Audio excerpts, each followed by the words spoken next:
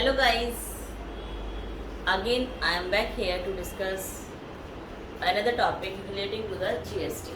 In the last class I have discussed supply schedule 1.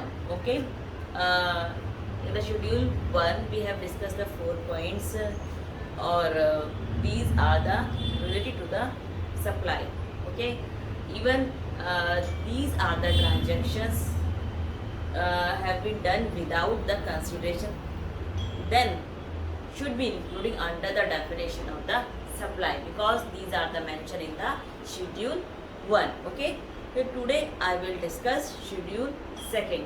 schedule 2 में कुछ ऐसी activity या ट्रांजेक्शन्स है जिनको हम क्या ट्रीट करेंगे, सप्लाई ऑफ गुड्स या सप्लाई ऑफ सर्विसेज। शेड्यूल 2 के अंदर 7 ऐसी एक्टिविटीज़ या ट्रांजेक्शन को बताएगा कि अगर वो एक्टिविटीज़ या ट्रांजेक्शन हैपन होती है तो उस टाइम पर हम उसे सप्लाई ऑफ या तो सप्लाई ऑफ गुड्स कहेंगे या सप्लाई ऑफ द सर्विस कहेंगे। उन्होंने एक पर्टिकुलर ट्रांजेक्शन्स को भी आइडेंटिफाई कर दिया, अगर ये ट्रांजेक्शन हो तो इसको हम सप्लाई ऑफ गुड्स मानेंगे, अगर ये ट्रांजेक्शन हो तो सप्लाई ऑफ द सर्विसेज मानेंगे। तो let's start, look up the black board. Schedule 2 भी सप्लाई के बारे में बात करता है कि जो भी इसके अंदर पॉइंट्स आते हैं वो किस में कवर होंगे, सप्लाई के अंदर कवर होंगे, और जो सप्लाई के अंदर कवर होंगे उसका मतलब क्या, उस पर जीएसटी लायबल होगा। तो शेड्यूल 2 के पैरा नंबर 1 में बताया है ट्रांसफर, मतलब एक्टिविटी और ट्रांजेक्शन क्या होनी चाहिए, ट्रांसफर मतलब कोई, इसके अंदर 3 पॉइंट्स है, इस पैरा 1 में 3 पॉइंट्स है, 1, 2, 3। ओके, तो तीनों ही इसके अंदर कवर होते हैं। तीनों अगर ये ट्रांजेक्शन होती है तो उसे क्या मानेंगे, हम सप्लाई मानेंगे। लेकिन सप्लाई तो मानेंगे, लेकिन नेचर कौन सा होगा, तो उस नेचर को यहाँ डिफाइन किया गया है कि whether these are the transaction cover under the supply, या फिर सप्लाई ऑफ गुड्स या सप्लाई ऑफ सर्विसेज। ओके, तो ट्रांसफर मतलब transfer of the assets. Transfer किसका, ट्रांसफर एसेट्स का ट्रांसफर। यहाँ बिजनेस एसेट्स की बात नहीं करिए, यहाँ किसकी बारे में बात करिए, ओनली एसेट, जो एक जनरल वर्ड में हम एसेट्स बताते हैं। एक कॉमन पर्सन के भी एसेट्स हो सकते हैं, इवन ऐसा नहीं है कि बिजनेसमैन के ही एसेट्स होते हैं, जैसे उनके फर्नीचर होगी, मशीनरी होगी, लैपटॉप्स होगी, कंप्यूटर्स होंगे, ये एक बिजनेसमैन के तो हैं एसेट्स, लेकिन एक कॉमन मैन के भी एसेट्स होते हैं, जैसे उसकी लैपटॉप हो गया, कंप्यूटर्स हो गए, चेयर्स हो गई, कोई मशीनरी होगी, एसी हो गया, एसी हो गया, या फिर तुम्हारा रेफ्रिजरेटर हो गया। तो these are the kinds of the assets. Okay, तो यहाँ बिजनेस एसेट्स की बात नहीं करिए, नॉर्मल एसेट्स की बात करिए। तो फर्स्ट पॉइंट में लिखा है कि any transfer of title in goods, मतलब कि अगर कोई एसेट्स ट्रांसफर कर दी with the title of the goods, मतलब जो ऑनरशिप थी, जो राइट टू यूज था, दोनों ही ट्रांसफर कर दिए ट्रांसफरी को। मतलब फॉर एग्जाम्पल ए क्या है, एक शॉपकीपर है, उसके पास बी आया पेन खरीदने के लिए, ठीक है, तो ए ने बी को क्या कर दिया, पेन दे दिया। तो अब जब बी ने पेन खरीदा तो इन फ्यूचर ए का राइट इस पे नहीं रहा, मतलब नॉर्मल ट्रांसफर जिसको हम कहते हैं, उसने ए ने अपनी ऑनरशिप तो दी बी को, साथ में क्या करा, राइट टू यूज भी दे दिया पेन का, तो दोनों चीजें यहाँ ट्रांसफर हो गई। अब बी ने ए के बदले ए को क्या दिया, कंसिडरेशन दिया, 5 रुपीज का पेन लिया। तो अगर देखा जाए तो जो नॉर्मल सेल ऑफ ट्रांजेक्शन है, मतलब कि अगर कोई इवन यहाँ एग्जाम्पल दे शॉपकीपर का, कोई और एग्जाम्पल भी दे सकते हैं कि अगर कोई परमानेंटली ट्रांसफर कर दे, मतलब कि राइट टू यूज तो दे, ऑनरशिप पे दे दे कि, और इन फ्यूचर सेल होने के बाद जिसने बेचा उसको कोई राइट नहीं है उसके ऊपर, वो जिसको बेचा वो अपने अकॉर्डिंग यूज कर सकता है, अपने अकॉर्डिंग फर्दर सेल आउट भी कर सकता है। तो वहाँ पर क्या टाइटल डीड्स ट्रांसफर कर दे, मतलब ऑनरशिप भी ट्रांसफर कर दे, जो ऑनरशिप ट्रांसफर कर दे तो नॉर्मल सेल है। तो यहाँ पर जो नेचर होगा वो होगा सप्लाई ऑफ गुड्स। कौन सा नेचर होगा, सप्लाई ऑफ गुड्स, कि उसने क्या करा, ए ने बी को पेन दिया, और पेन दिया कैसा दिया, ऑनरशिप के साथ दिया, फर्दर वो यूज करे एज ही वांट, या उसे फर्दर रीसेल करे, there is no condition of on behalf of the A. Okay, इसको बोलते हैं normal sale with the transfer of the title deed. Okay, title deed हो गया तो अज्यूम है कि राइट टू यूज ऑटोमेटिक इसमें इंक्लूड है। तो वहाँ यहाँ मेन बात क्या की है, टाइटल डीड ट्रांसफर होना चाहिए। जब तक टाइटल डीड ट्रांसफर नहीं होगा तब तक हम उसे सेल नहीं मानेंगे और सप्लाई ऑफ गुड्स नहीं होगा। अगर टाइटल ट्रांसफर कर दिया तो किस में आएगा, सप्लाई ऑफ गुड्स में आएगा। नेचर क्या होगा उसका, सप्लाई ऑफ गुड्स।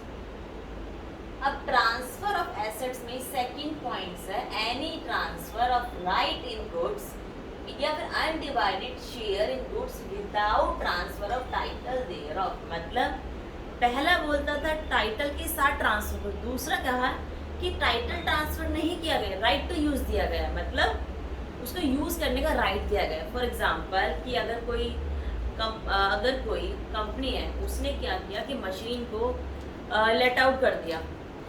अगर कोई उसने मशीन को लेट आउट कर दिया मतलब क्या हुआ, टाइटल ट्रांसफर नहीं किया, राइट टू यूज ट्रांसफर किया एक स्पेसिफाइड पीरियड के लिए। उस पीरियड के बाद उसे वो कम बैक कर देता है, उसको वापस दे सकता है।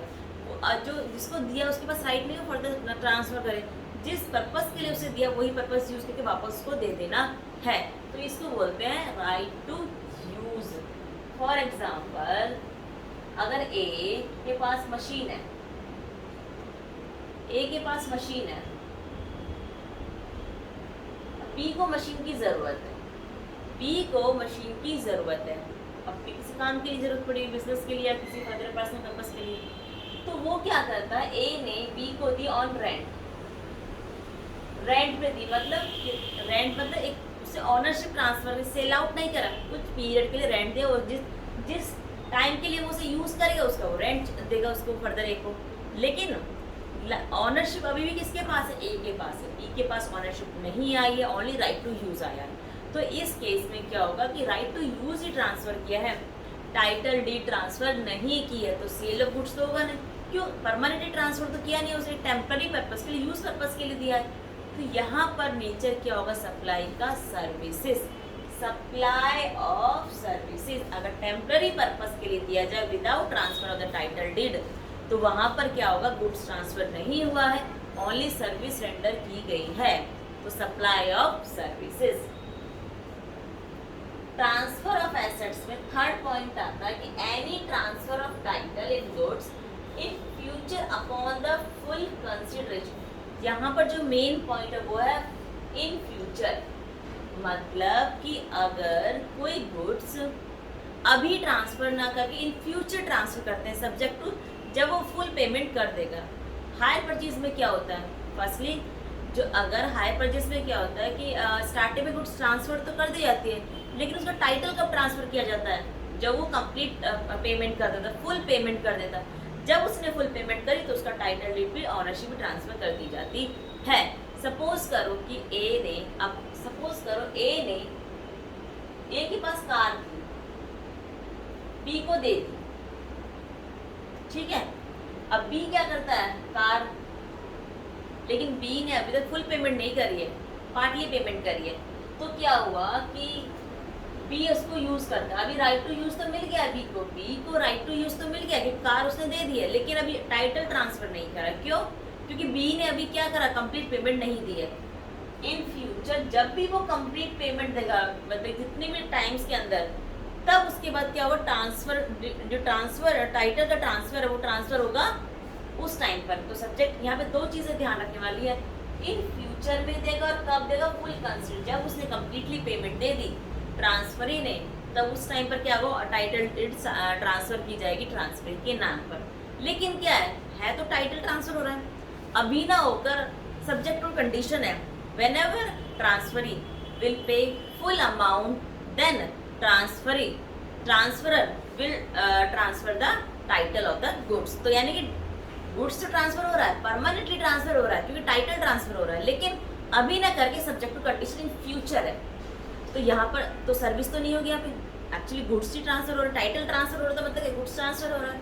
तो इस नेचर को भी क्या कहेंगे, सप्लाई ऑफ गुड्स कहेंगे, सप्लाई ऑफ गुड्स। तो शेड्यूल सेकंड के फर्स्ट पैराग्राफ में ट्रांसफर ऑफ द एसेट्स, उसमें 3 पॉइंट्स बताए गए हैं जहाँ पे डिसाइड करना है नेचर कौन सा होगा। पहला है सिंपल सा, राइट ट्रांसफर नहीं किया, टाइटल ट्रांसफर किया है। तो टाइटल हो गया, समझ लो सीधा, जहाँ टाइटल ट्रांसफर हुआ मतलब गुड्स ट्रांसफर हो गया, और गुड ट्रांसफर हुई तो मतलब सप्लाई ऑफ गुड्स है।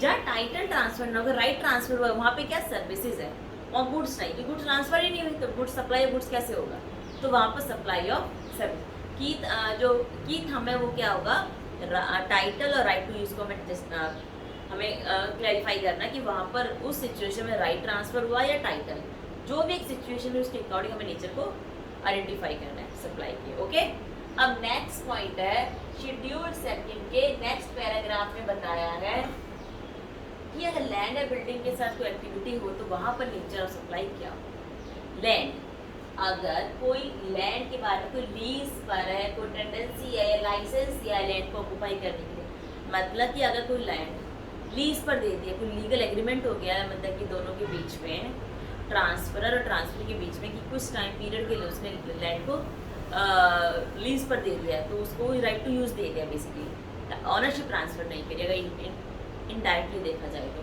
टेंडेंसी मतलब ऑन रेंट बेसिस पे क्या किया उसने, लैंड को लेट आउट कर दिया, मतलब ऑक्यूपाई कर दिया, ठीक है। लाइसेंस दे दिया कि उस पर राइट टू यूज़ दे दे, कुछ उस पर मतलब जो भी उस पर मतलब ग्रो करना चाहता है वो ग्रो कर सकता है time for specified time period subject to the rent. Okay, तो वहाँ पर क्या है, ट्रांसफर क्या नहीं हुआ, लैंड तो ट्रांसफर हुआ नहीं है, तो इसका मतलब क्या है, उन्होंने सिर्फ राइट टू यूज़ दिया, तो सिंपल सी बात है, राइट टू यूज़ दिया तो क्या होगा, सप्लाई ऑफ सर्विसेज, नेचर क्या होगा, सप्लाई ऑफ सर्विसेज। अब बिल्डिंग में भी सेम है, बिल्डिंग मतलब जहाँ इमूवेबल प्रॉपर्टी, जो इमूवेबल प्रॉपर्टी मतलब बिल्डिंग है, उसको तो वैसे तो अगर सेल परचेज है तो उसे तो जीएसटी से आउट रखा गया, एम्बिट से आउट रखा गया, उसमें जीएसटी एप्लीकेबल नहीं है। लेकिन अगर हमने बिल्डिंग को लेट आउट किया, मतलब अगर कोई इंडस्ट्रियल एरिया है, कोई कॉम्प्लेक्स है, कोई कमर्शियल एरिया है, कोई शॉप्स हैं, तो वहाँ पर क्या होता है कि अगर हमने बिल्डिंग को लेट आउट किया, मतलब कुछ रेंट कोई एग्रीमेंट हुआ है दोनों के बीच में और उसने प्रॉपर्टी को अपनी जो शॉप्स है या अपना कोई रूम है, कोई प्रॉपर्टी बिल्डिंग है, उसको रेंट पे दिया है, तो वहाँ पे क्या होगा, सप्लाई का नेचर क्या होगा, सर्विसेज। फॉर एग्जांपल अगर एक मार्केट है, करोल बाग का एग्जांपल वही ना,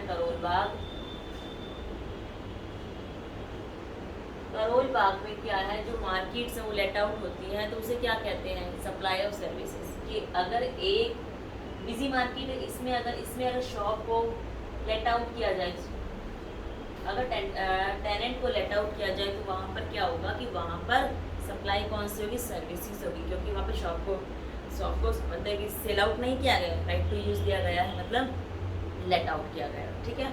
अब पैरा नंबर सेकंड के थर्ड में बताया ट्रीटमेंट या फिर प्रोसेस, मतलब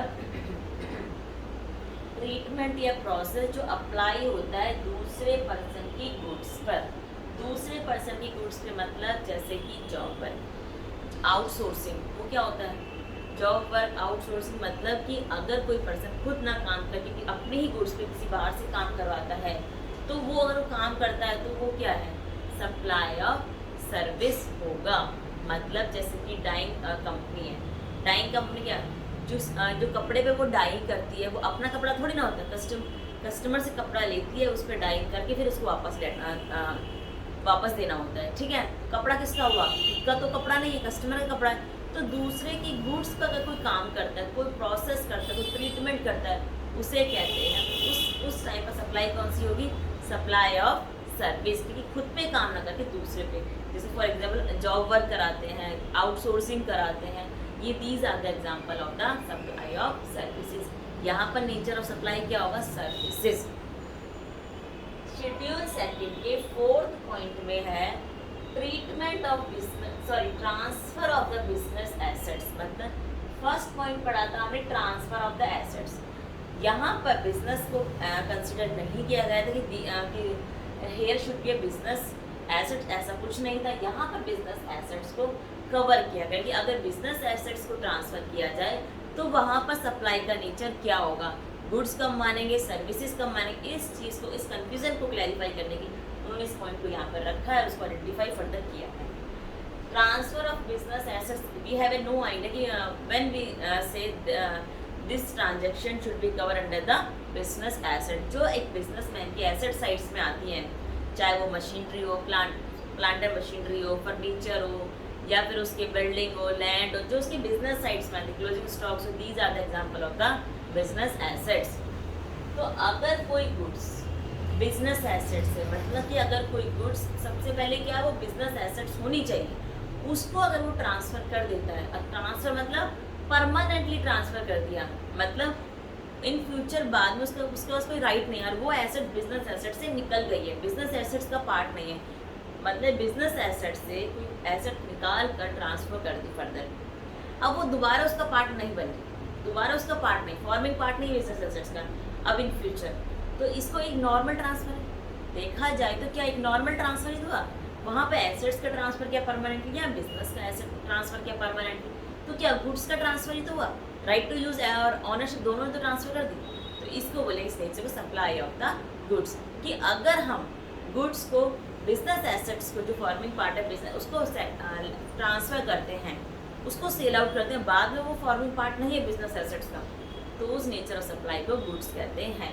वही चीज़ इसमें लिखी है कि goods should be a forming part of the business assets and transfer होना चाहिए and no longer to form a part of business after selling of the business assets, they should not be a part of the business assets. Okay, next point है कि अगर कोई goods, हम business assets की बात करें तो जो भी हम यहाँ गुड्स की बात करेंगे should be a business assets.